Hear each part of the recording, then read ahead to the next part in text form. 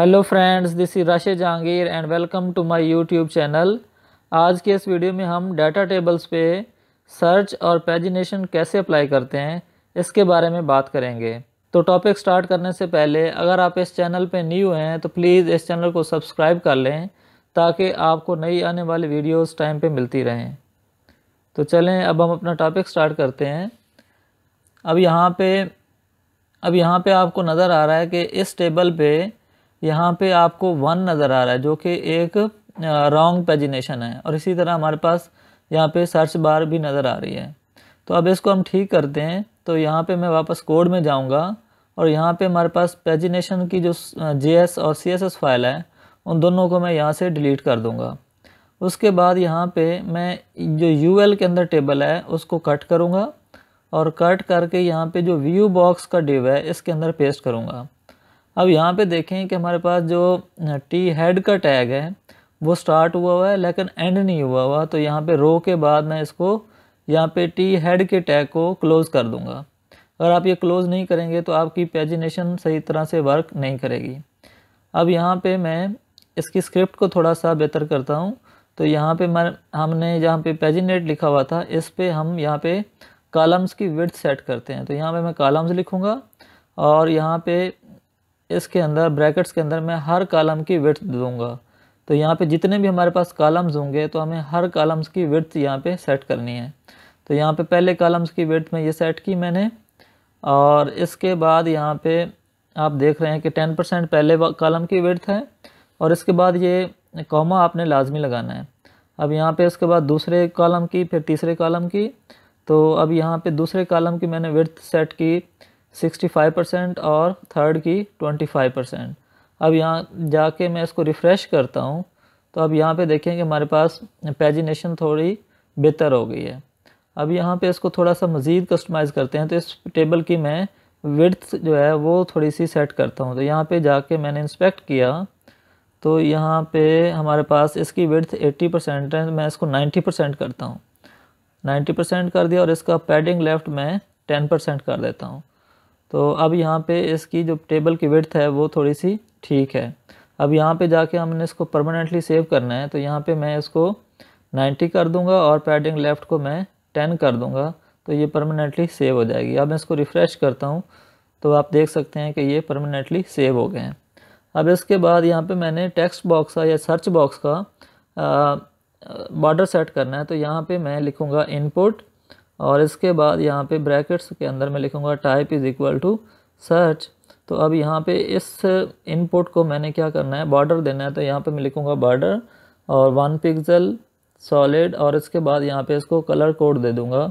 तो यहाँ पे हमारे पास हैश और उसके बाद ये कलर कोड आ जाएगा। अब मैं जाके इसको रिफ़्रेश करता हूँ तो अब यहाँ पे एक्चुअली हमने इसको सेव करना था, तो अब सॉरी बैक स्पेस देनी थी। तो यहाँ पे अब इसको सेव करते हैं और सेव करने के बाद अब यहाँ पे हमने देखा कि टेक्स्ट बॉक्स का बॉर्डर चेंज हो गया।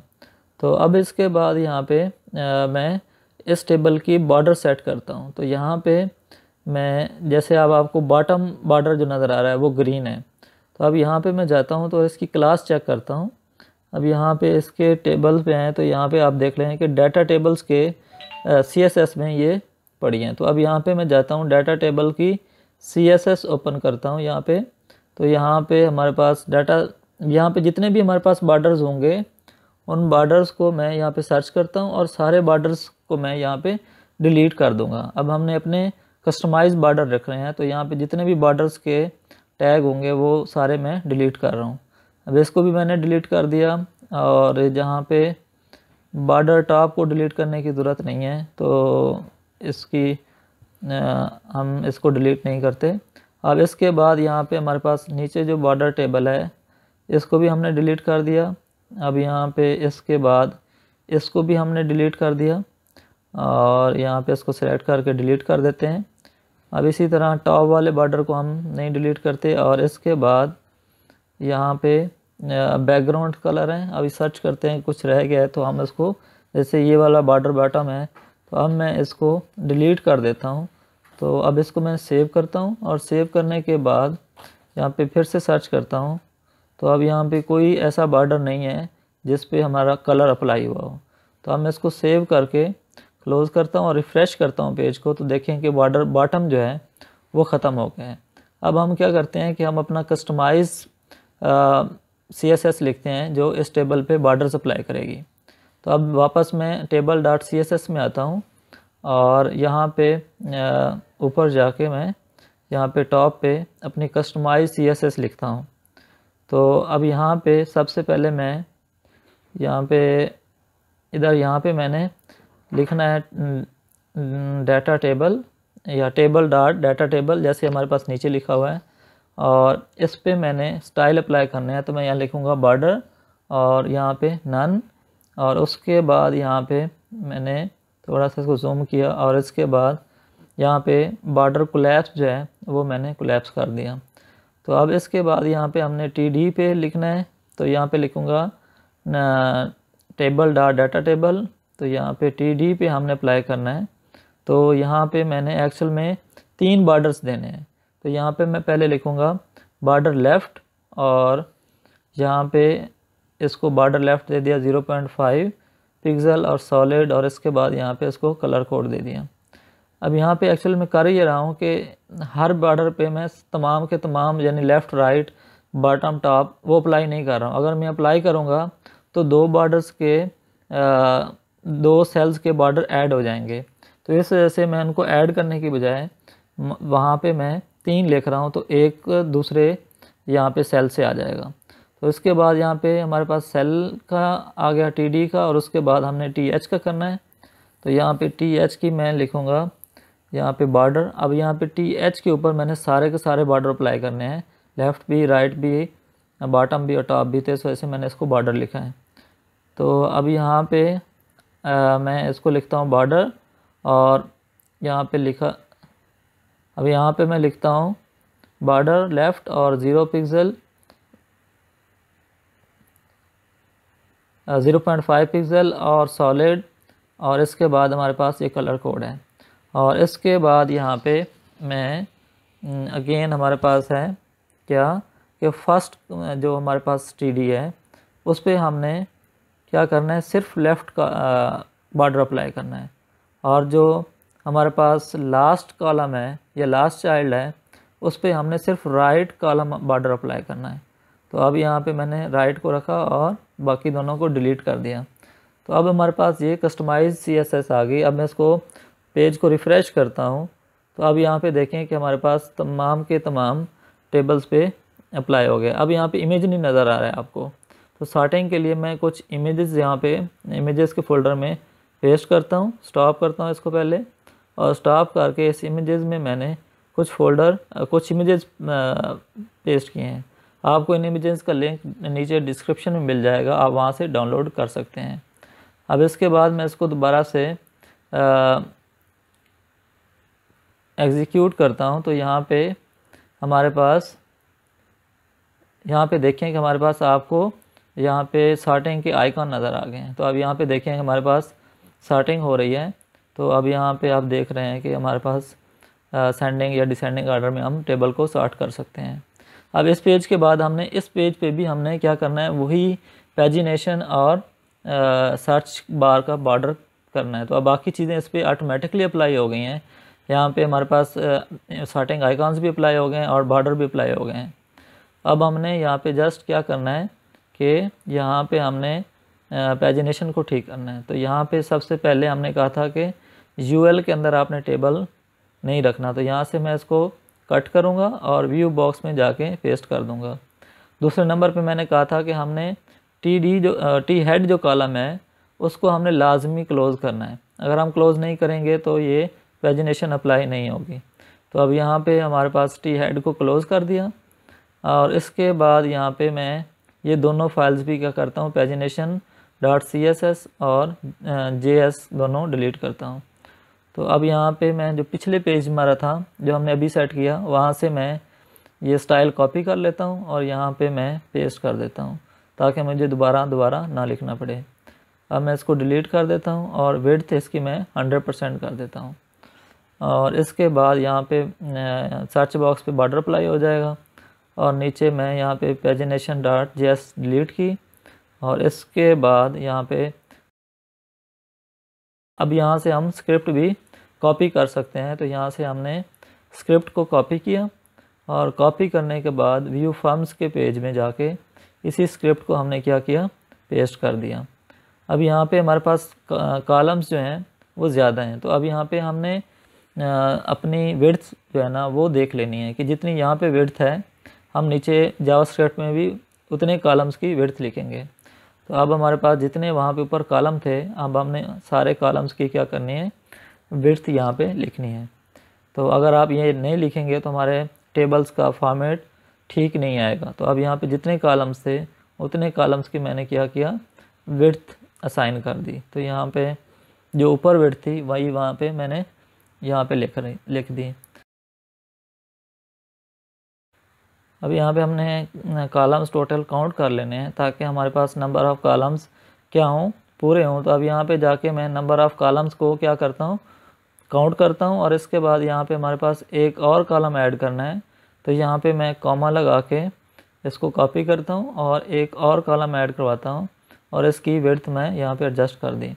और अब यहाँ पे मैं इसको रिफ़्रेश करता हूँ, तो यहाँ पे देखें कि हमारे पास व्यू फॉर्म्स के पेज की यहाँ पे पैजिनेशन ठीक हो गई है।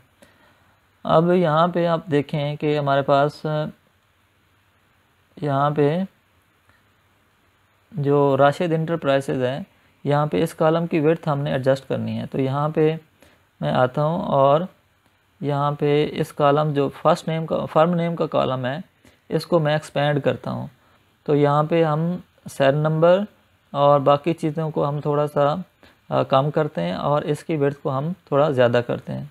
तो अब इसको मैंने 20 कर दिया, और यहाँ पे जो ये कॉलम है इसको हमने यहाँ पे विड्थ दे दी, और इसको विड्थ हमने थोड़ी कम दे दी 10%। तो इस वजह से मैंने यहाँ पे इसको 20 दे दिया, और आखिरी वाले को मैंने यहाँ पे 10 दे दिया। तो अब यहाँ पे देखें कि हमारे पास ये सिंगल लाइन में आ गया। तो अब हमने इसकी कॉलम्स की विड्थ भी एडजस्ट कर ली।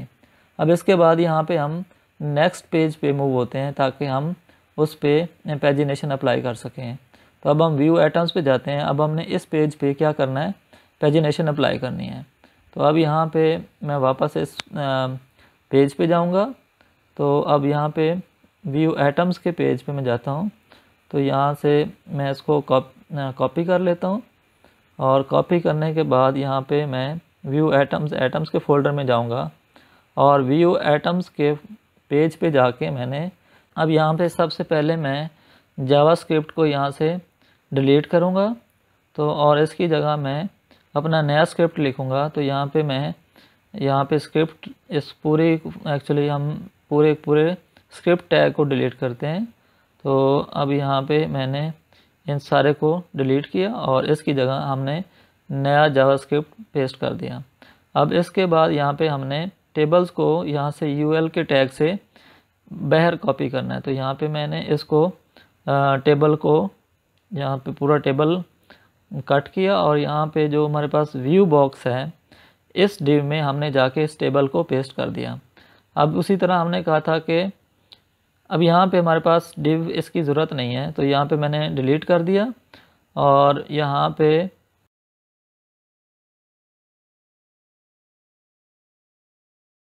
अब यहाँ पे मैंने डी हेड के टैग को क्लोज़ कर दिया। अब यहाँ पे मैं इस पेज से भी हमारे पास जो ये डिव है इसको यहाँ से हम डिलीट कर देते हैं। तो इसकी अब हमें ज़रूरत नहीं है। तो यहाँ से भी मैंने डिलीट कर दिया, और इसके बाद जो व्यू फॉर्म्स पे हमने चेंजेस की थी वहाँ से भी हमने डिलीट कर दिया। तो हमने जितने 3 पेज अभी हमने बनाए हैं, तो तीनों पेजेस से मैंने इस डिव को डिलीट कर दिया। अब यहाँ पे मैंने जो हमारे पास व्यू आइटम्स का पेज है उसके लिए मैंने यहाँ से ये CSS कॉपी की, और यहाँ पे इस पेज पे जाके मैंने पेस्ट कर दी। अब यहाँ पे हमारे पास व्यू स्टोर पे भी हम यही सेम प्रोसीजर अप्लाई कर देते हैं ताकि हम 2 पेज एट अ टाइम बना लें। तो अब यहाँ पे हमने व्यू पेज के केस में भी वही किया।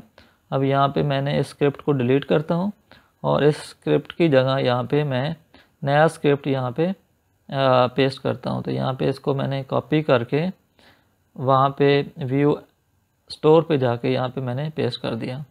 और इसी तरह यहाँ पे मैंने टेबल को कट करना है, तो यहाँ पे मैंने टेबल को कट किया और कट करने के बाद यहाँ पे मैंने व्यू बॉक्स के अंदर इसको पेस्ट कर दिया। अब इसकी हमें ज़रूरत नहीं रही तो यहाँ से भी हम इसको डिलीट कर देंगे। और इसके बाद यहाँ पे मैंने टी हेड का जो टैग है इसको हमने क्लोज़ करना है, तो इस रो के बाद यहाँ पे मैंने टी हेड को क्लोज़ कर दिया।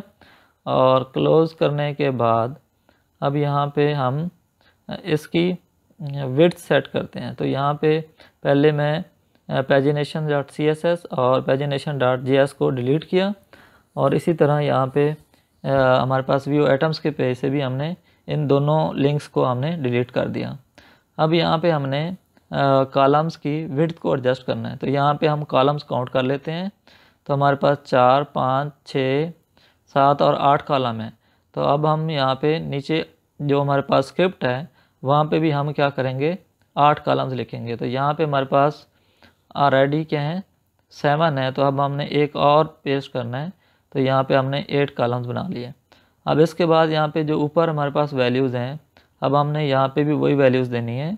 तो यहाँ पे 5, 12 और 20, 15, तो यहाँ पे हमारे पास आ गया 20, 15, और इसके बाद हमारे पास 10, और उसके बाद है हमारे पास यहाँ पे लास्ट पे 10 और 10।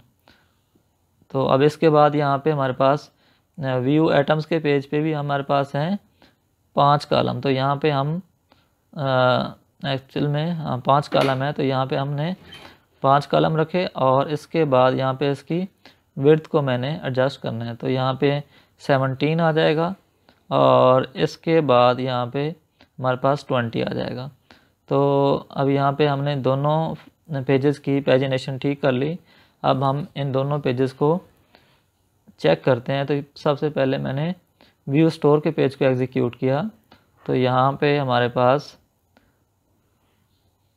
यहाँ पे थोड़ा सा टाइम ले रहा है। तो अब यहाँ पे देखें कि हमारे पास व्यू स्टोर का पेजिनेशन आ गई। अब हम इसमें थोड़ी सी एक रो की वैल्यू एंटर करके देखते हैं। तो यहाँ पे पहले मैं कॉलम जो है वो नंबर्स का है, तो यहाँ पे मैं नंबर एंटर करूँगा, और उसके बाद फर्म नेम, तो मैं यहाँ पे फर्म नेम एंटर कर ली। और इसके बाद हमारे पास है कैटेगरी, तो तीसरे नंबर पे मैं कैटेगरी को ऐड करूँगा। तो कैटेगरी हमारे पास कंप्यूटर है, और एटम नेम हम रख लेते हैं हार्ड डिस्क। और इसके बाद यहाँ पे हमने क्वांटिटी अवेलेबल 30 कर ली। तो हमारे पास एक रो का सैंपल डाटा आ गया। तो अब यहाँ पे हमारे पास ये रो बन गई। तो अब हमारे पास दूसरा पेज था व्यू एटम्स का। तो अब यहाँ पे मैं व्यू एटम्स के पेज को एग्जीक्यूट करता हूँ। तो यहाँ पे देखिए कि हमारे पास ये परफेक्टली हमारे पास बन गया है। तो ये भी हमारे पास पेज बन गया। अब यहाँ पे हमारे पास लास्ट पेज है एम्प्लॉइज़ और एम्प्लॉइज़ व्यू का। तो यहाँ पे मैं लिखता हूँ एम्प्लॉइज़ लिस्ट, या और इसको मैंने देखा। तो अब इस पे हमने पेजिनेशन अप्लाई करनी है। तो अब यहाँ पे मैं इस पेज पे जाऊँगा वापस। तो अब यहाँ पे मैंने इसको स्टॉप किया, और स्टॉप करने के बाद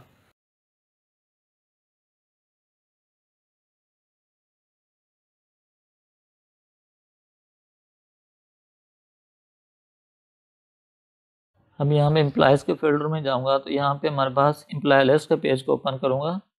तो इसमें जो हमारे पास CSS लिखी हुई है, इस सारी CSS को मैं यहाँ से डिलीट कर दूँगा, क्योंकि अब हमें यहाँ पे CSS की ज़रूरत नहीं है, क्योंकि हम ऑलरेडी इस CSS को टेबल डाटा डॉट CSS में ऑलरेडी लिख चुके हैं। तो यहाँ से हमने डिलीट कर दिया, और यहाँ से हमने टेबल को कॉपी करना है। तो ये ऑलरेडी हमारे पास क्या है, एम्प्लॉय लिस्ट में है।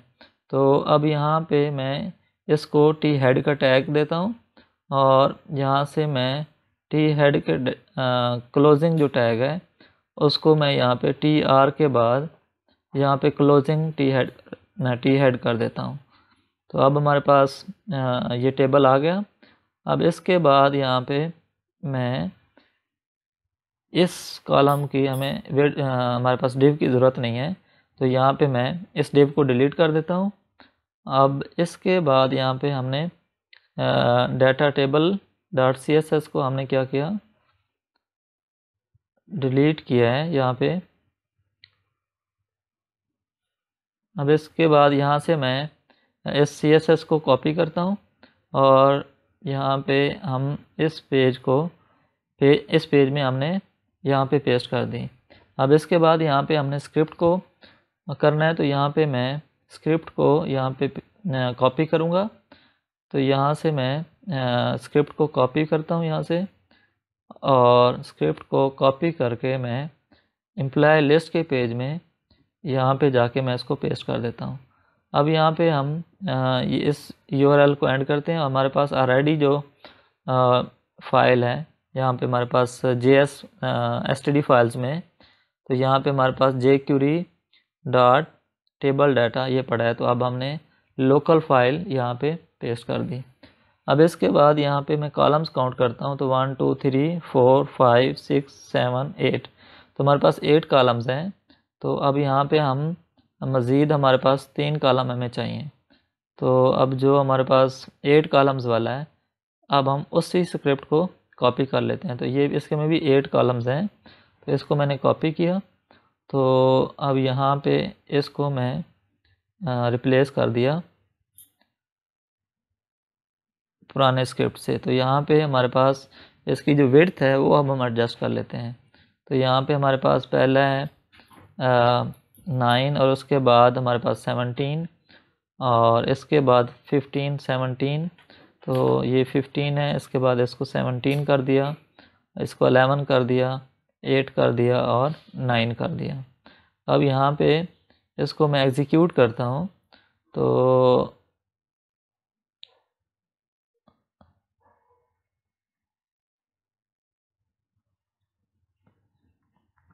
अब यहाँ पे हमारे पास ये आया है। तो अब एक्चुअल में हमसे गलती ये हुई कि हमने क्या किया, data table dot C S S को डिलीट कर दिया था। तो अब यहाँ पे मैं data table dot C S S को यहाँ पे इसको ड्रैग करके ड्रॉप कर देता हूँ। अब इसको मैं सेव करूँगा और सेव करके मैं दोबारा पेज को रिफ़्रेश करता हूँ।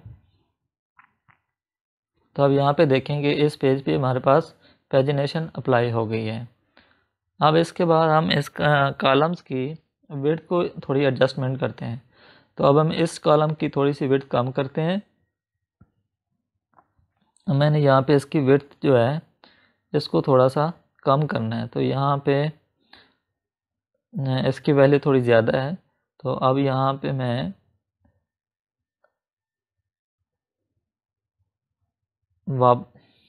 अब यहाँ पे मैं वापस वीओ स्टूडियो में जाऊँगा और इसकी मैं विड्थ जो है वो कम कर लेता हूँ। तो 17 से मैं यहाँ पे आता हूँ 14 पे और यहाँ पे मैं 11 कर लेता हूँ।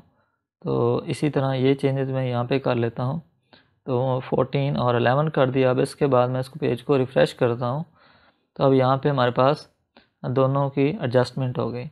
अब हमने इन कॉलम्स के सेंटर में डाटा लेके आना है। तो अब यहाँ पे मैं data table dot C S S को ओपन करूँगा और यहाँ पे जो हमारे पास इसके बाद यहाँ पे टीडी के क्लास में यहाँ पे मैंने वर्टिकल अलाइन मिडल कर दिया और डिस्प्ले क्या कर दिया, टेबल सेल। तो अब यहाँ पे मेरे पास इसी तरह TH को भी हमने कर लिया। तो अब इसको सेव करता हूँ और सेव करके इसको रिफ़्रेश करता हूँ। आप देखें कि हमारे पास इस वीडियो में यूज़ की गई जावास्क्रिप्ट फाइल्स और CSS फाइल्स का लिंक आपको नीचे डिस्क्रिप्शन में मिल जाएगा। मैं उम्मीद करता हूँ कि आपको ये वीडियो अच्छी लगी होगी। अगर आपके कोई भी क्वेश्चन हैं तो प्लीज़ कमेंट सेक्शन में लिख के बताएं। और अगर आप चाहते हैं कि आपको नई आने वाली वीडियोस टाइम पे मिलती रहें तो प्लीज़ इस चैनल को सब्सक्राइब करें। खुश रहें और खुश रखें। Thank you very much.